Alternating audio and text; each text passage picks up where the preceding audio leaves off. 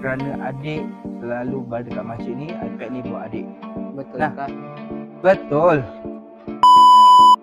Allahu Akbar, Allahu Akbar.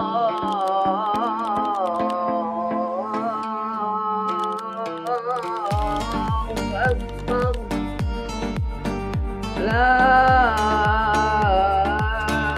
ilaha illallah.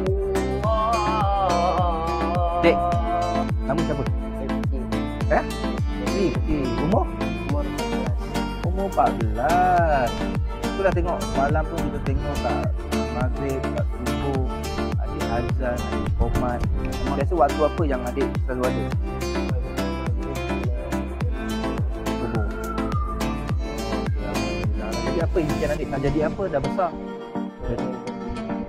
Kiai. Alhamdulillah.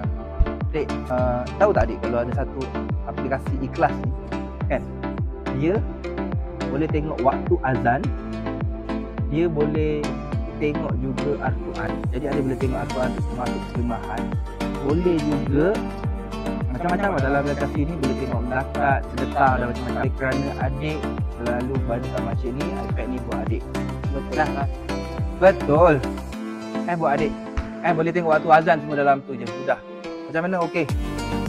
Semoga impian adik nak jadi kiai ke, yang jadi orang-orang hebat, jadi orang-orang ilmuwan. Semoga tercapai, amin. Tapi dapat iPad ni janganlah main game. Belajar mengaji ke semua macam-macam dalam aplikasi. Jangan lalai. Okey deh.